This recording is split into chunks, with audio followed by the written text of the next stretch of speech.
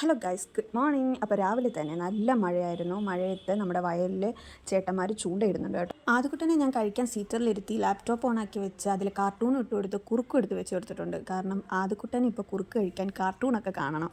ഞാനിങ്ങനെ പുറകുവശത്തോടെ വന്നു കേട്ടോ കുറുക്ക് കൊടുക്കുന്നത്. കാരണം ഞാൻ കുറുക്കെടുക്കുന്ന കണ്ടു കഴിഞ്ഞാൽ പിന്നെ അവൻ കഴിക്കത്തില്ല. ഭയങ്കര കരച്ചിലും ബഹളവും ഒക്കെ ആയിരിക്കും. ഇപ്പം മടിയാന്ന് ഞാൻ പറഞ്ഞില്ലേ, അതാണ് ഇങ്ങനെ നിന്ന് ഞാൻ കുറുക്ക് കൊടുക്കുന്നത്.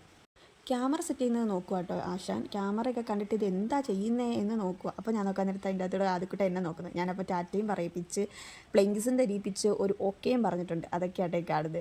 ആദ്യക്കുട്ടന് ഫുഡ് കൊടുക്കുന്ന കൂട്ടത്തിൽ തന്നെ ഞാൻ അനന്തൂന് ഫുഡ് കൊടുക്കും കേട്ടോ. എന്നാലേ ഞാൻ കഴിക്കുമ്പോൾ ആദ്യക്കുട്ടനെ അനന്തൂന് ഏൽപ്പിക്കാൻ പറ്റത്തുള്ളൂ.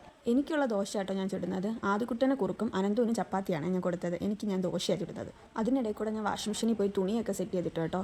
എനിക്ക് തുണി കഴുകാൻ കുറച്ചുണ്ടായിരുന്നു. അപ്പോൾ അത് തുണി കഴുകാനായിട്ടുള്ള എല്ലാം ഞാൻ സെറ്റ് ചെയ്യുകയാണ്. അപ്പോഴത്തേക്ക് ആദ്യക്കുട്ടൻ എൻ്റെ തോളിൽ കയറി കേട്ടോ. അനന്തുമായിട്ട് കുറച്ച് നേരം കളിക്കാൻ വിട്ടതായിരുന്നു. അനന്തുമായിട്ട് കളിച്ചതിന് ശേഷം എൻ്റെ അടുത്തേക്ക് വന്നു കേട്ടോ. ഞാൻ ദോശ ഇടുന്നത് കാണാൻ എനിക്ക് ഭയങ്കര ഇഷ്ടം. എൻ്റെ ഇങ്ങനെ ഇടുപ്പത്തിരുന്ന് ഓരോ ജോലിയൊക്കെ ഞാൻ ചെയ്യുന്നത് കാണാൻ വേണ്ടി ഞാനൊരു 3 ദോശയും ചുട്ട് നേരെ കഴിക്കാൻ വേണ്ടി പോയി കേട്ടോ. കഴിക്കാനായിട്ട് ദോശയും മുട്ട തോരനുമായിരുന്നു. മുട്ട ചിക്കി നമ്മുടെ മസാലയൊക്കെ ഇട്ട് ചെയ്തതാണ്. എനിക്കത് ഭയങ്കര ഇഷ്ടം. അനന്തുവിന് ചപ്പാത്തിയും മുട്ട തോരനുമായിരുന്നു.